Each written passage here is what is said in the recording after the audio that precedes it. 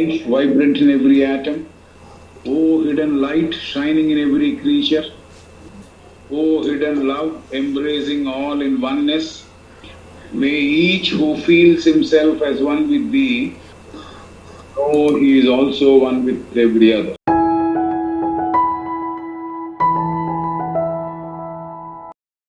మనం ఇవాళ ఉపపరితలముల నిర్మాణం గురించి, సబ్ ప్లేన్స్ యొక్క నిర్మాణం గురించి చదవబోతున్నాం, అధ్యయనం చేయబోతున్నాం.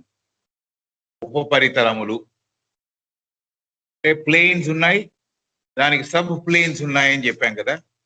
సో ఈ సబ్ ప్లేన్స్ గురించి చదువుకోబోతున్నాం.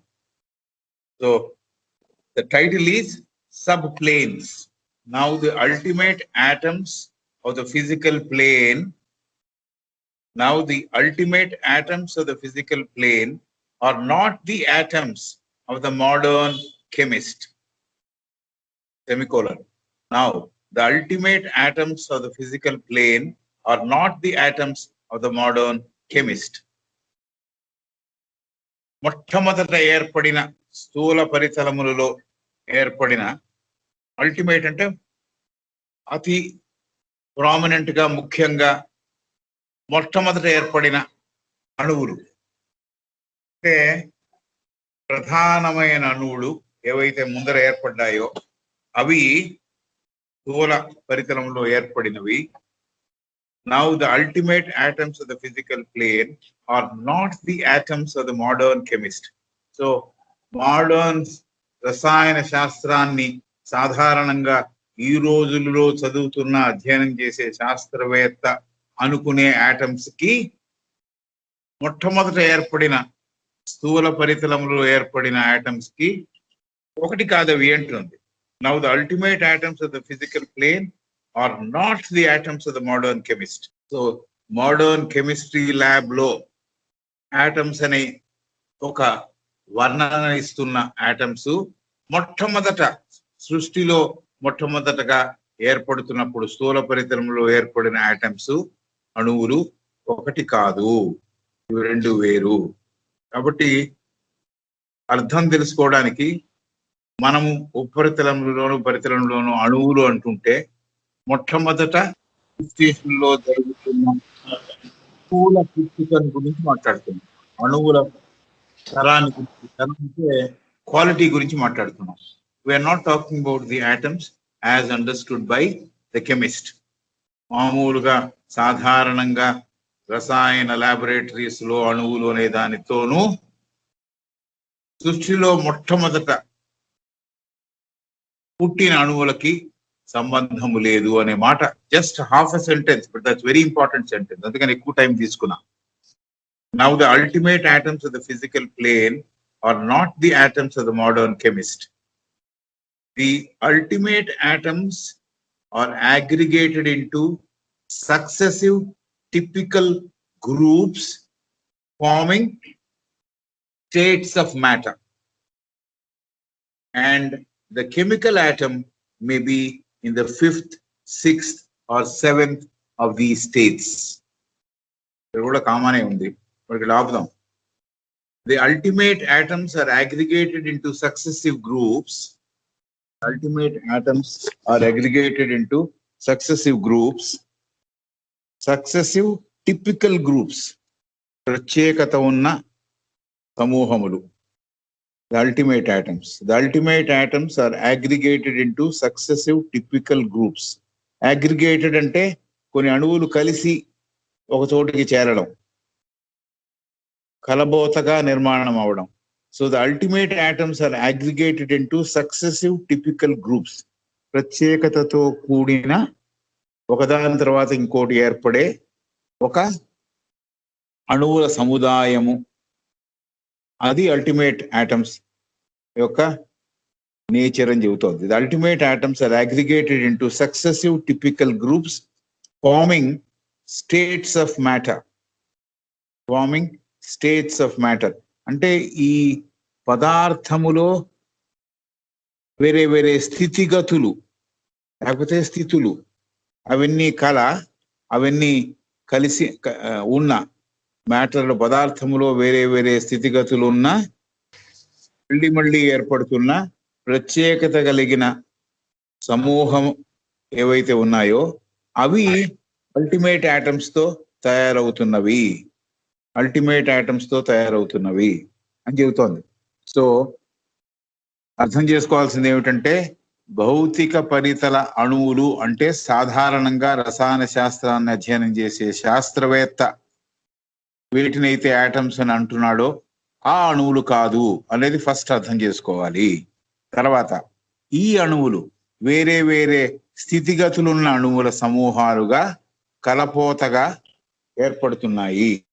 ఇవి అల్టిమేట్ అంటే మొట్టమొదట ఏర్పడిన అణువుల యొక్క సమూహములుగా అర్థం చేసుకోవాలి. అంతేగాని రసాయన విధానంలో కూడినవి కాదు అని అంటోంది. ఎక్కడి దాకా పోని chemical atom may be in the 5th, 6th or 7th of దీ స్టేట్స్. ప్రతిదానికి 7 గతులు ఉన్నాయి, 7 ఉపరితలములు ఉన్నాయి అని తెలుసుకుంటాం కదా. అదే ఉపరితలం గురించే మాట్లాడుతున్నాం కదా. కాబట్టి ఇది 4వ ఉపరితలము దాకా అల్టిమేట్ అంటే మొట్టమొదట ఏర్పడిన అణువుల సముదాయము యొక్క ప్రత్యేకత కలిగిన సమూహములే. అయితే ఈ కెమికల్ ఆటమ్ ఇదేనైతే అంటున్నామో, కెమికల్ ఆటమ్ని ఎవరైతే బయట వర్ణిస్తున్నారో అది ఎక్కడి నుంచి మొదలవుతోంది అంటే 5వ పరితలము, 6వ పరితలము, 7వ పరితలంలో ఈ స్థితిగతులలో అది ఉన్నది. ఏ రూపంలో ఉన్నది? ఇన్ రూపం of in state of gas, liquid or a solid. So I guess now the position is very clear. భౌతిక పరితలంలో అణువులు అంటే సాధారణంగా మొట్టమొదట పుట్టిన అణువులు, రసాయన శాస్త్రంలో అధ్యయనం చేసే శాస్త్రవేత్త చెప్పే ఆర్ పలికే అణువులకి సంబంధము లేదు అనేది మొట్టమొదటి విషయము. తర్వాత ఈ అణువులు వేరే వేరే స్థితిగతులు ఉన్న అణువుల సమూహాలుగా కలబోతగా ఏర్పడి 4వ ప్లేన్ దాకా మొట్టమొదట సృష్టింపబడిన అణువుల సమూహాలే ఉన్నాయి. అయితే ఇప్పుడు కెమిస్ట్ చెప్పే, అయితే శాస్త్రవేత్త చెప్పే అణువులు ఎక్కడున్నాయి అంటే 5వ, 6వ, 7వ పరితలములో ఉన్నాయి. ఏ రూపంలో ఉన్నాయి? In the form of gas, liquid and solid. So ఈ రసాయన విధానంలో 5వది, 6వది, 7వది. 5వదేమో వాయు స్థితిలో ఉన్నది, గ్యాస్. 6వదేమో ద్రవ స్థితిలో ఉన్నది, లిక్విడ్. 7వదేమో ఘన స్థితిలో ఉన్నది. సో ఇది ఫస్ట్ ఎస్టాబ్లిష్ చేసింది ఆవిడ, మేడం ఆనే Besant. So 5, 6, 7 we can perhaps equate it to the atoms which are described by the chemist. మొట్టమొదట ఏర్పడిన అణువులు 4వ పరితలము దాకా ప్రత్యేకత కలిగిన సమూహములుగా ఏర్పడి కలపోతగా ఏర్పడి ఉన్నాయి. 5, 6, 7లో మటుకు మనం మామూలుగా భౌతికంగా శాస్త్రవేత్త అనే అణువులు, వాయు రూపంలో ఉండే అణువులు, ద్రవ రూపంలో ఉండే అణువులు, అలాగే ఘన పదార్థముతో కూడిన అణువులు మనం ఉన్నట్టుగా అర్థం చేసుకోవచ్చు అని చెబుతోంది. సో రసాయన విధానంలో, కెమిస్ట్రీలో 5వ, 6వ, 7వ అణువులు ఏ రూపాన్ని ధరించి ఉన్నాయంటే 5వదేమో వాయు స్థితిలో ఉన్నది, 6వది అణువు ద్రవ స్థితిలో ఉన్నది, 7వదేమో ఘన స్థితిలో ఉన్నది. ఈ స్థితులన్నీ కెమిస్ట్రీకి తెలుసు, రసాయన శాస్త్రం చదువుకున్న ఆ శాస్త్రవేత్తకి తెలుసు అని చెబుతాం. Right? Next sentence. Familiar are the gaseous, the liquid and the solid states of matter. Familiar are the gaseous, the liquid and the solid states of matter, or as they are often called, the gaseous, liquid and solid subplanes. Familiar are the gaseous, liquid and solid states of matter, or as they are often called, the gaseous, liquid and solid subplanes. So వీటినే మనం వాయువుతో కూడిన ఉపరితలము, ద్రవముతో కూడిన ఉపరితలము, ఘన పదార్థముతో కూడిన ఉపరితలము అని పిలుస్తున్నాము. వీటినే మనము పదార్థం యొక్క మూడు రూపములను కూడా చెప్పుకున్నాం. పదార్థము యొక్క స్టేట్స్ అంటే దశలను కూడా చెప్పుకున్నాం. కాబట్టి solid subplane, gaseous subplane, liquid subplane అనేవి ఈ పదార్థం యొక్క తెగలు, స్టేట్స్, విధానములు అని చెబుతోంది.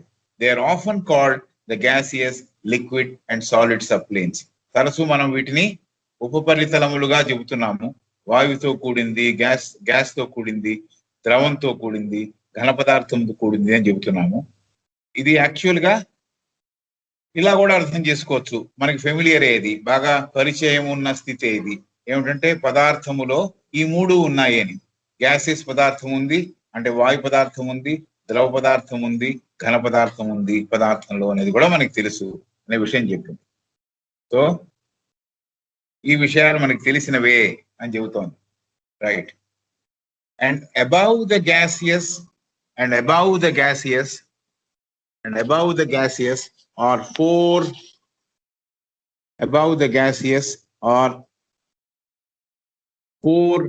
less familiar conditions.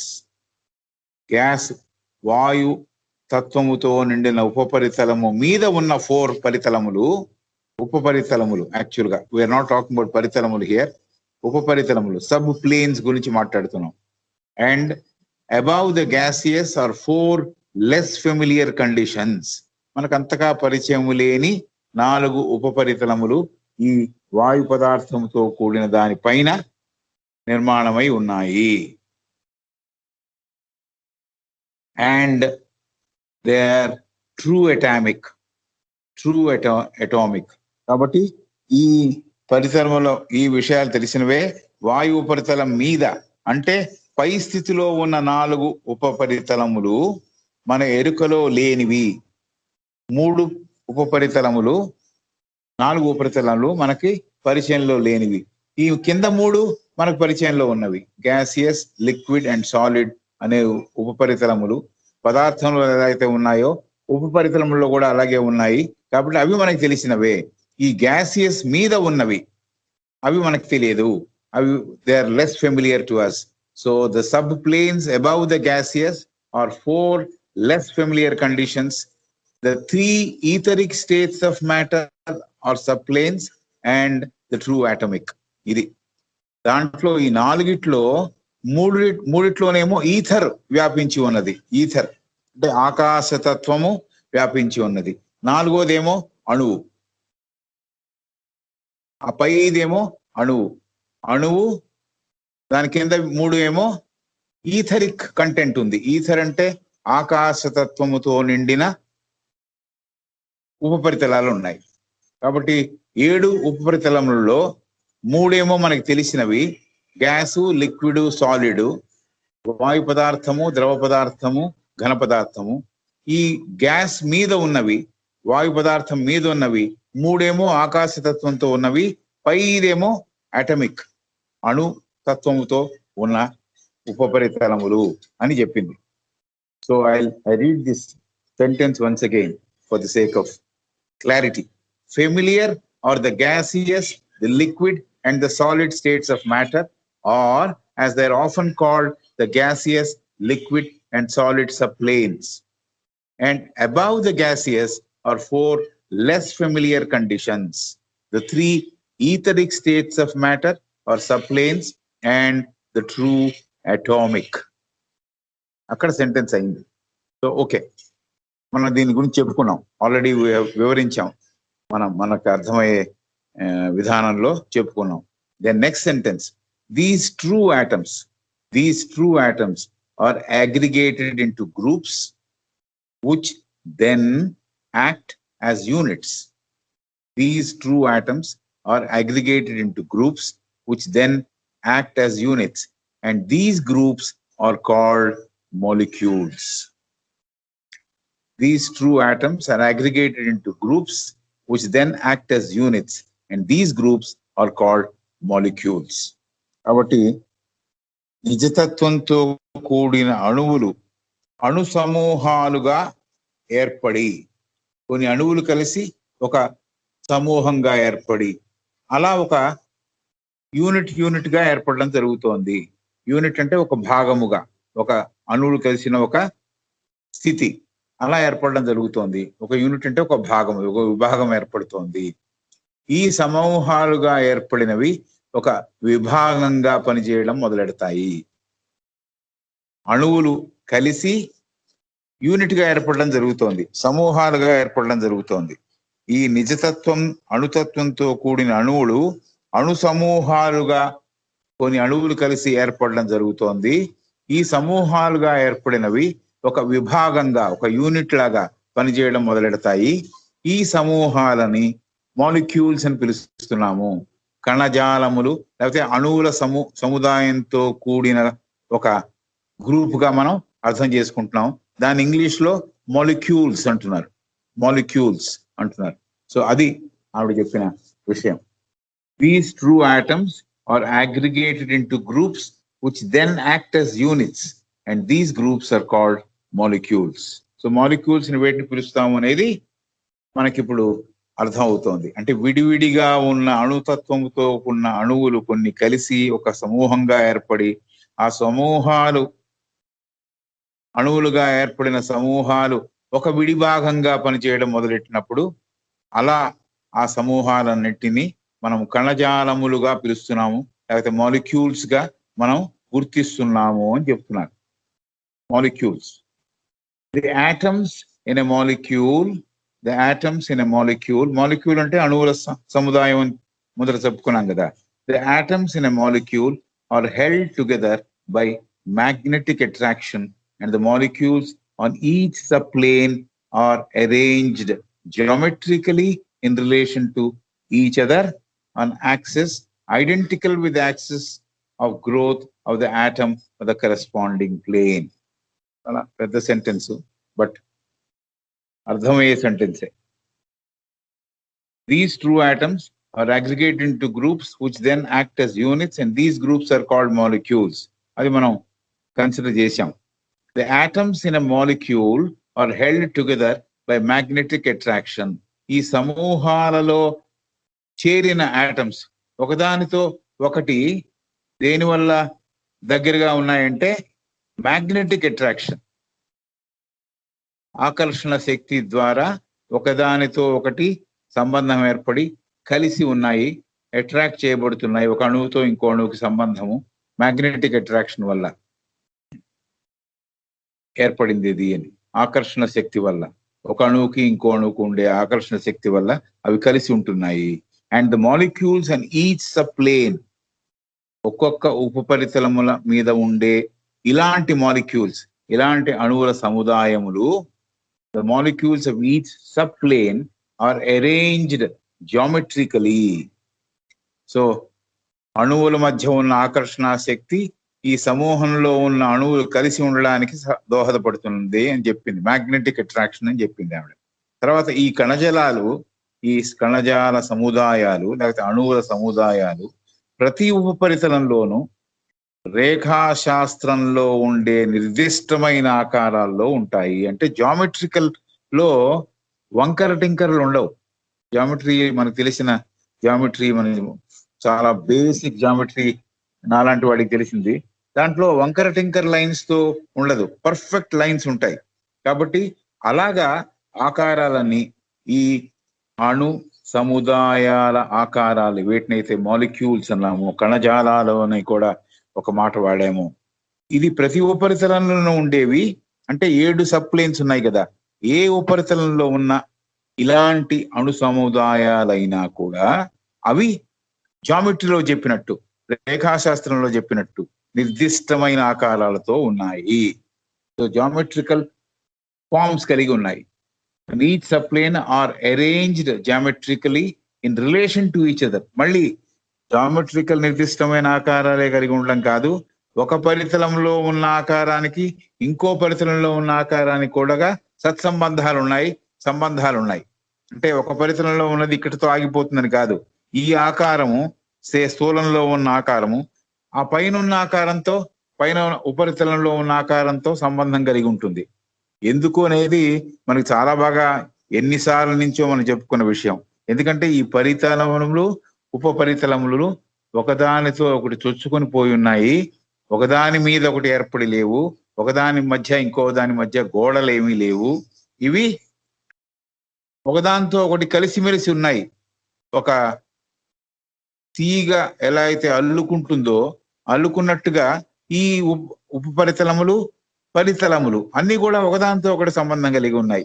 దానికి గొప్ప తెలుగు మాట వాడతారు, ఊతప్రోతము అని. ఊతప్రోతానికి మళ్ళీ మళ్ళీ డిక్షనరీ చూడాలి. దాని కాకుండా ఇలా కలిసిమెలిసి ఒకటిగా ఉన్నాయి అనేది అర్థం చేసుకోవాలి అని. దానికోసం ఇది ఒక ఫామ్ కి ఇంకో ఫామ్ కి సంబంధం ఎందుకు ఉంది అంటే అది సంబంధం. These true atoms are aggregated into groups which then act as units, and these groups are called molecules. The atoms in a molecule are held together by magnetic attraction. So, adi chusam. And the molecules on each subplane are arranged geometrically in relation to each other on axis identical with the axis and growth of the atom of the corresponding plane. So, ee kanajalalu ప్రతి ఉపరితలంలోనూ రేఖాశాస్త్రంలో ఉండే నిర్దిష్టమైన ఆకారాలు కలిగి ఒకదానితో ఇంకోటి సంబంధం కలిగి ఉన్నాయి. అంటే ఒక పరితలంలో ఉన్న ఆకారానికి ఇంకో పరితలంలో ఉండే ఆకారానికి కూడా సంబంధాలు ఉన్నాయి. ఎదుగుదల సాధించే క్రమంలో, ఇవన్నీ ఎవాల్వ్ అయ్యే క్రమంలో కూడా ఒక పరితలంలో ఉన్న కణజాలము లేకపోతే మాలిక్యూల్స్ అనుబంధిత ఇంకో పరితలంలో దానికి కరెస్పాండింగ్ గా అనుబంధం ఉన్న ఇంకో పరితలంలో ఉన్న కణజాలంతో పోలికలు కలిగి ఉన్నాయి.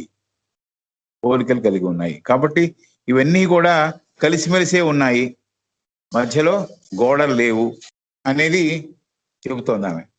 Each subplane are arranged geometrically in relation to each other on axis identical with the axis of growth of the atom with the corresponding plane. So ఇంకో పరితలంలో ఉండే అణువు యొక్క గ్రోత్ పెరుగుదల ఎలా ఉందో దానిని పోలి ఇంకో పరితలంలో ఉండే ఆకారం కూడా అలాగే పెరుగుతోంది, అలాగే ఎదుగుదల సాధిస్తోంది. కాబట్టి ఈ కణజాలాలు ప్రతి ఉపరితలంలోనూ రేఖాశాస్త్రంలో ఉండే నిర్దిష్టమైన ఆకారాల్లో ఉండి ఒకదానితో ఇంకోటి సంబంధం కలిగి ఉంటాయి. ఎదుగుదల సాధించే క్రమంలో కూడా ఒక పరితలంలో ఉన్న కణజాలం అనుబంధిత ఇంకో దాని సంబంధించిన ఇంకో పరితలంలో ఉన్న కణజాలంతో పోలికలు కలిగి ఉన్నాయి, సంబంధం కలిగి ఉన్నాయి అనే మాట చెప్పింది ఆవిడ. By these, next sentence, by these successive aggregations of atoms into molecules, by these successive aggregations of atoms into molecules and of simpler into more complex molecules, by these successive aggregations of atoms into molecules and of simpler into more complex molecules, the subplanes of each plane are formed under the directive activity of the third logos. అక్కడ కామానే ఉంది, అక్కడికి ఆపుదాం.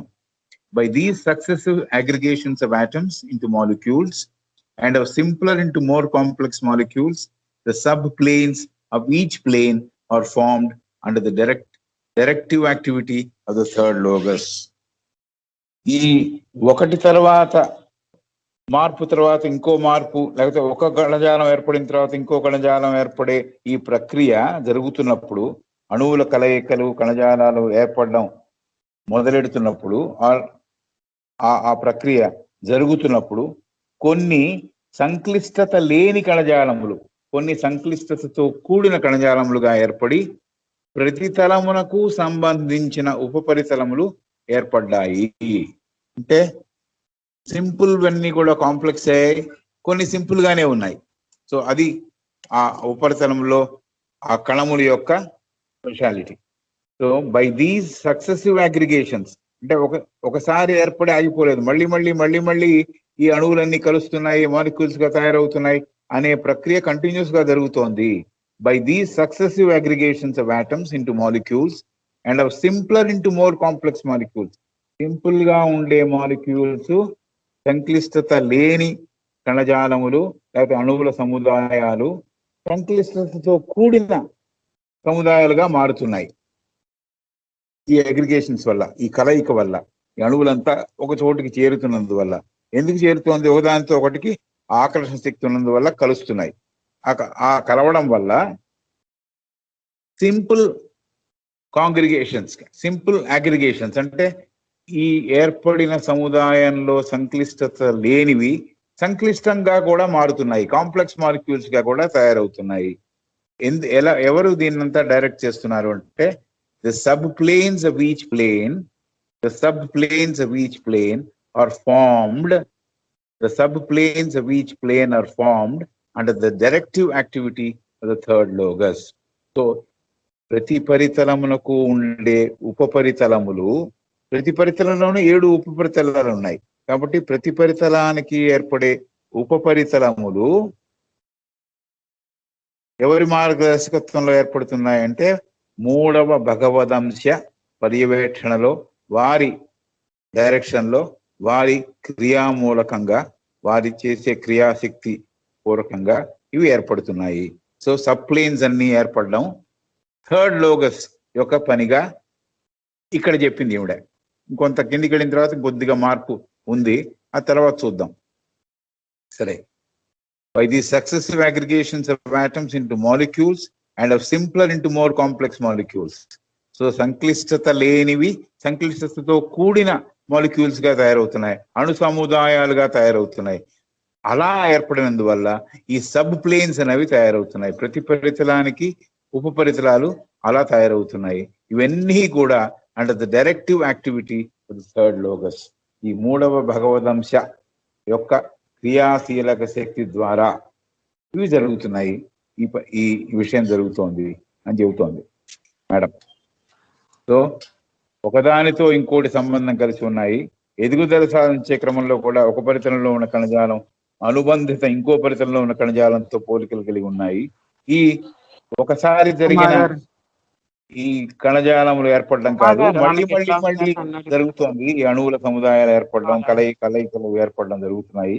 సంక్లిష్టత లేని కణజాలములు సంక్లిష్టతతో కూడిన కణజాలాలుగా ఏర్పడుతున్నాయి. ప్రతి తలమునకు సంబంధించిన ఉపరితలములు అలా ఏర్పడ్డాయి. ప్రతి ప్లేన్ లోనూ ఉండే సబ్ ప్లేన్స్ అలా ఏర్పడ్డాయి అని చెబుతాం. ఈ ఉపరితలములు ఏర్పడడం అంతా కూడా మూడవ భగవదంశ పర్యవేక్షణలో జరుగుతోంది అని చెబుతుంది. రైట్, మూడవ భగవదంశ అంటే బ్రహ్మతత్వం. మనం ఇది చెప్పుకున్నాం కదా, మూడవ భగవదంశలో అతని ద్వారా, అతను ఒక క్రియాశీలక శక్తి ద్వారా ఇవి జరుగుతున్నాయి అని చెబుతోంది. Third Logos. Until the field of evolution consisting of 5 planes, each showing 7 subplanes. ఈ యాక్టివిటీ, థర్డ్ లోగస్ యొక్క యాక్టివిటీ ఎంత దాకా పరిమితము అంటే until the field of evolution, ఈ క్షేత్రము, ఈ పరిణతి చెందే క్షేత్రము, ఎదుగుదల సాధించే క్షేత్రము 5 ప్లేన్స్ ఏర్పడేదాకా, 5 ప్లేన్స్ ఏర్పడేదాకా ఈ యాక్టివిటీ జరుగుతోంది. ప్రతి 5 ప్లేన్ లోనూ సబ్ ప్లేన్స్ 7 ఉన్నాయి. ఈ థర్డ్ లోగస్ ద్వారా ఏర్పడే క్రియాశక్తి పూర్వకంగా ఏర్పడే ఈ ప్లేన్స్, పరితలములు ఎన్ని ఏర్పడుతున్నాయి? 5 ఏర్పడుతున్నాయి. Each showing 7 sub planes. ఈ 5 కూడా 7 ఉపరితలాలు ఉన్నాయి. చెబుతూ the first and the second planes being beyond this field. First and second plane are beyond this field. అంటే ఏమిటి? ఆది అనుపాదక ఈ 5 ఏర్పడిన 5 పరితలాల ఆవల ఉన్నవి కాబట్టి అక్కడ దాంతో సంబంధం లేదు. ఆది అనుపాదక మనకు అందుబాటులో లేవు అని చెప్పడం ఇందుకే. మన ఎక్కడో మెసేజ్లో చూసా, అనుపాదక స్థితిలోకి తీసుకెళ్ళిపోతోంది ఈ పాట అని రాశారు. ఇంపాసిబుల్. మనం అనుపాత దాకా మనం వెళ్ళగలమా? మనం చేరగలమా? అసలు స్థూలం నుంచి బయటపడగలమా అంటేనే ప్రయత్నంతో బయటపడగలం.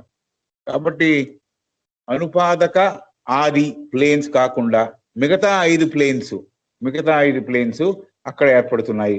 ప్రతి 5 ప్లేన్స్ కి 7 ఉపపరితలాలు ఉన్నాయి అనే విషయం చెప్పింది madam. So, until the field of evolution consisting of 5 planes, each showing 7 subplanes, the first and second planes being beyond this field is completed. So, ఆది అనుపాదక మనం తీసుకోక్కర్లే, పరిగణలోకి తీసుకోక్కర్లే. అవి లేకుండా ఏర్పడిన 5 పరితలములు థర్డ్ లోకస్ ద్వారా ఆ ప్రతి 5 పరితలాల్లోనూ 7 ఉపరితలాలు ఏర్పడ్డాయి. ఇదంతా కణజాలములు కలవడం, సింపుల్ ది కాంప్లెక్స్ గా తయారవడం, ఈ యాక్టివిటీ అంతా 3వ భగవదంశ యొక్క పర్యవేక్షణలో జరగడం అనేది మనం నోట్ చేసుకున్నాం. Yes, but it must not be supposed,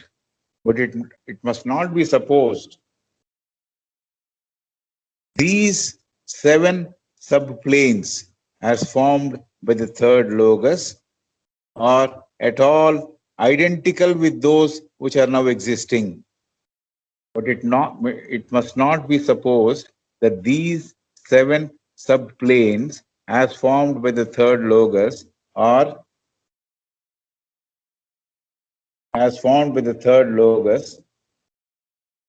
at all identical with those which are now existing. ఇప్పుడు 7 ఉపరితలములు 5 పరితలాలలో ఉన్నాయి అనుకుందాం. ప్రస్తుతంలో ఉన్న పరితలానికి మొట్టమొదట ఏర్పడిన పరితలాలకి పోలికలు లేవు అంటోంది. It must not be supposed that these 7 సబ్ప్లేన్స్ గురించే చెబుతోంది.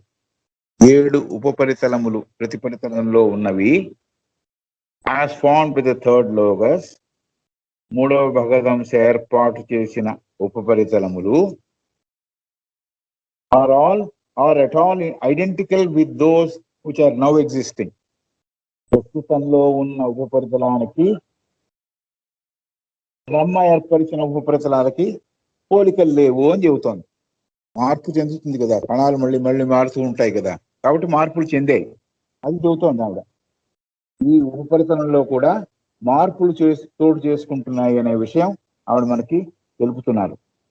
3వ భగవదంశ ఏర్పాటు చేసిన 7 పరితలములు ఇప్పుడు మనకి తెలిసిన అంటే మన ఎరుకలో ఉన్న ఉపరితలములు, ఒకవేళ ఉపరితలం ఎరుకలో ఉంటే, పోనీ థియరిటికల్ గా ఉపరితలాలు ఉన్నాయని ప్రస్తుతంలో ఉన్న ఉపరితలములకి 3వ భగవదంశ ఏర్పాటు చేసిన పరితలములకి పోలిక లేదు. ఎందుకు? ఈ కణజాలము నిర్మాణము కాలక్రమేణా ఈ ఉపరితలాల్లో కూడా మార్పులు చోటు చేసుకుంటున్నాయి. సో టైం అండ్ ఈ మార్పు, కణములు మళ్ళీ దగ్గరికి రావడం, దూరం అయిపోవడం, మళ్ళీ కొత్త సమూహాలు ఏర్పడడం, ఇలాగా ఫస్ట్ థర్డ్ లోకస్ ఏర్పాటు చేసిన సబ్ప్లేన్స్ కి ఇప్పుడున్న ఉపరితలాలకి పోలికలు లేవు అనే విషయం ఎస్టాబ్లిష్ చేసింది ఆవిడ. ఎగ్జాంపుల్కి ఏం చెబుతోందంటే, taking the physical plane as an illustration. మనం భౌతిక పరితలము లేకపోతే స్థూల పరితలాన్ని ఉదాహరణకు తీసుకుందాము.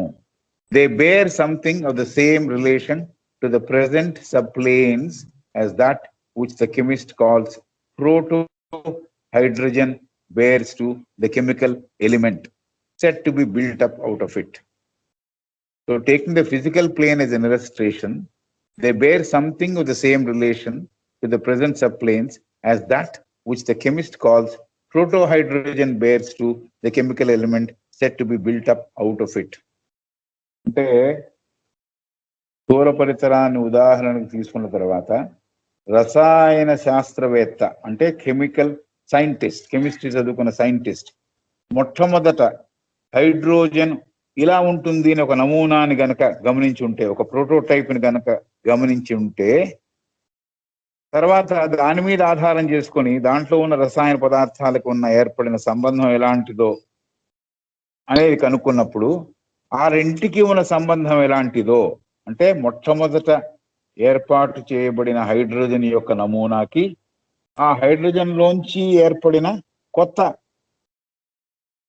రసాయన పదార్థాలకి ఉన్న సంబంధం ఎలాంటిదో అలాంటిదే 3వ తత్వము, 3వ భగవదంశ ఏర్పాటు చేసిన ఆ ఉపపరితలము ఇప్పుడున్న ఉపపరితలము అని చెబుతోంది ఆమె.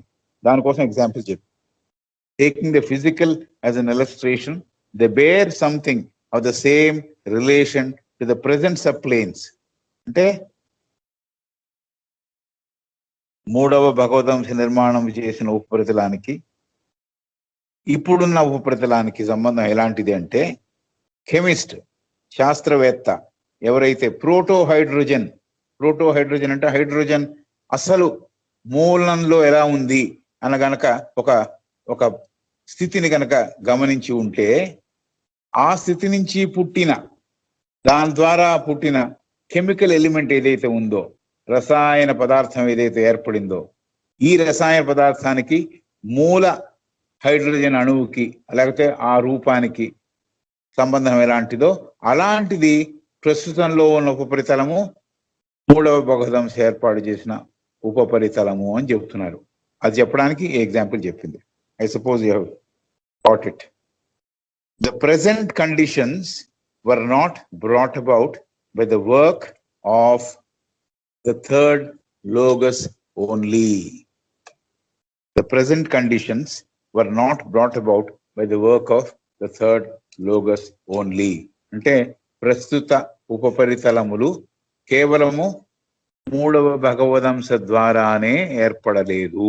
అంటే మూడవ భగవదంశం ఫస్ట్ ఏర్పాటు చేసింది, దాని తర్వాత కొన్ని మార్పులు చేర్పులు చేసుకున్నాయి, ఆ అణు కణజాలములు చేసుకున్నాయి. కాబట్టి the present conditions were not brought about by the work of the third Logos only. అంటే మూడవ భగదంశ ద్వారానే ఏర్పడ్డాయని అనుకోక్కర్లేదు. ఇన్ హూమ్ యాక్టివిటీ ప్రిడామినేట్స్, అతనిలోనే ఆ క్రియాశక్తి అత్యున్నత స్థితిలో ఉన్నది థర్డ్ లోగస్ లో. అయినా కూడా అతని ద్వారానే ప్రస్తుతం ఉన్న ఉపరితలాలు ఏర్పడ్డాయని అనుకోవడానికి వీల్లేదు.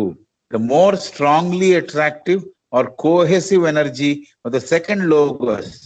చూడండి, సెకండ్ లోగస్ గురించి కూడా చెప్తున్నారు. The more strongly attractive or cohesive energies of the second logos who is wisdom and therefore love were needed for further integrations.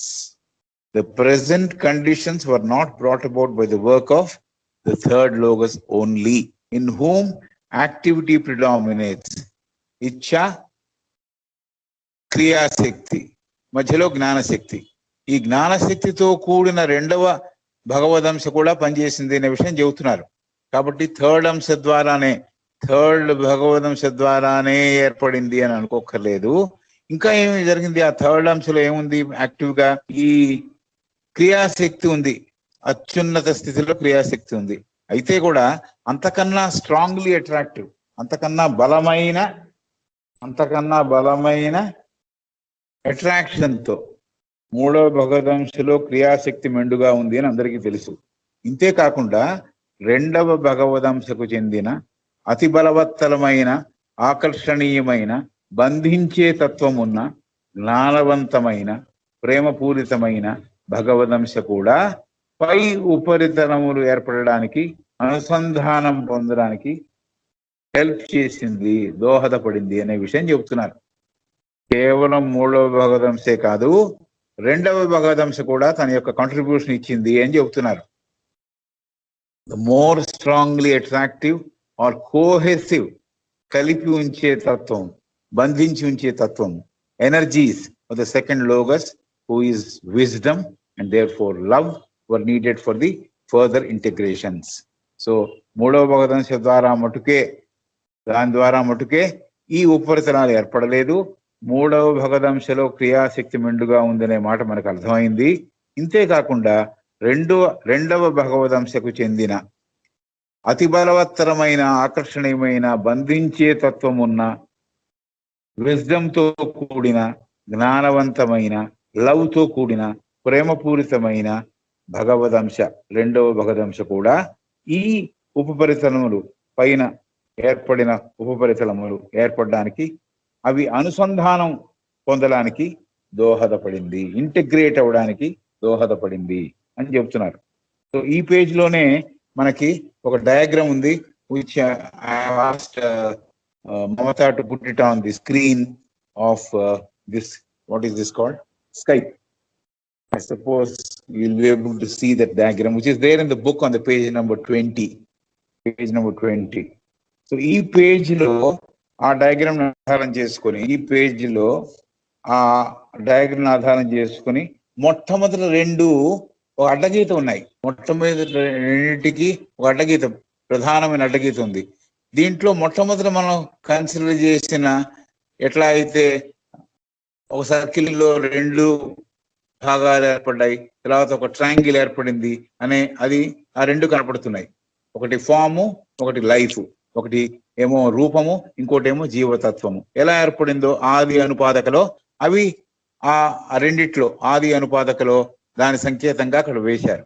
తర్వాత 5 ఉన్నాయి, ఆత్మ, బుద్ధి, మనస్, కామ, స్థూల అని. వీటికే బ్రాకెట్ లో ఇంకో మాట కూడా రాశారు, ఈథర్ ఆకాశతత్వము, అలాగే బుద్ధి ఎయిర్ వాయుతత్వము, మనస్ అగ్నితత్వము, కామ వాటర్ తత్వము ఆర్ ద్రవతత్వము, స్థూల ఎర్త్ భూతత్వము, ఇవి కలిగి ఉన్నాయి అని చెబుతుంది. సో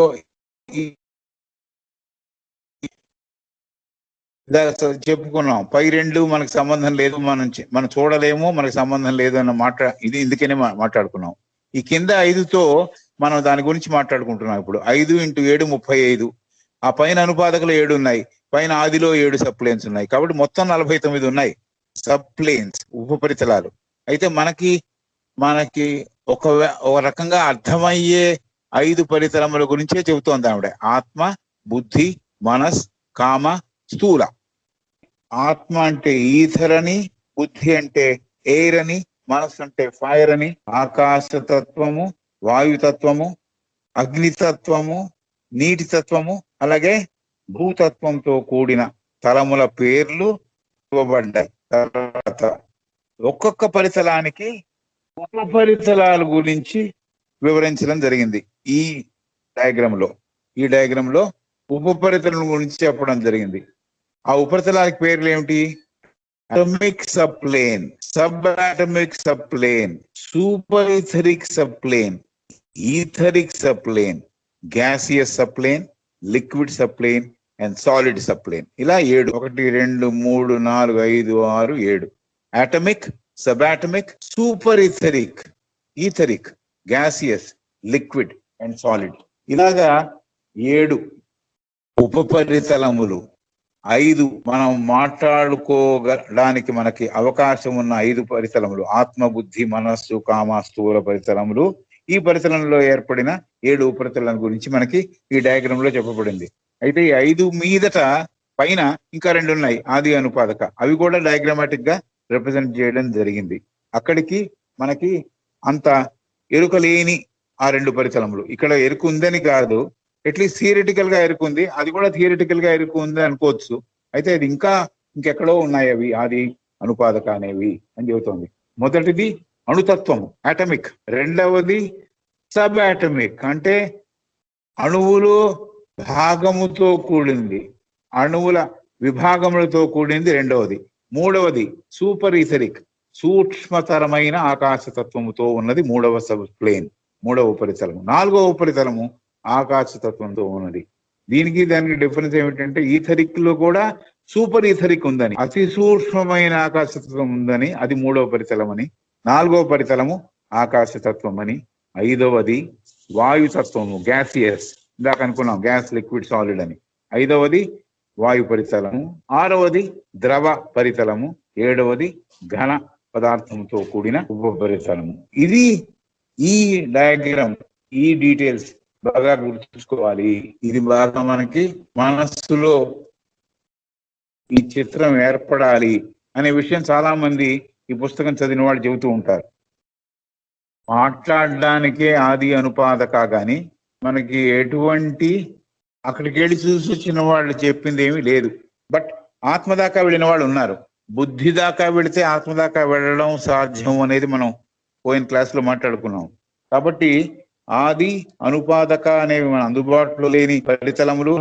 అక్కడ కూడా 7 ఉపరితలాలు ఉన్నాయి. కింద 5 ఆత్మ, బుద్ధి, మనస్సు, కామ, స్థూల. ఈ 5 పరితలానికి 5 7 35 ఉపరితలాలు ఉన్నాయి.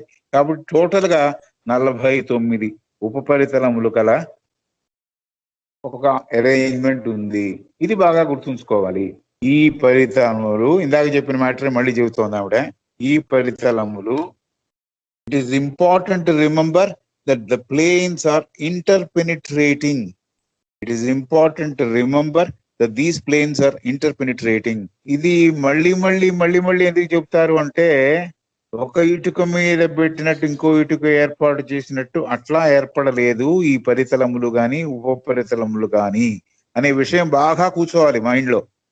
ఇక్కడే మనం కూర్చొని చోటే 7 ఉన్నాయి.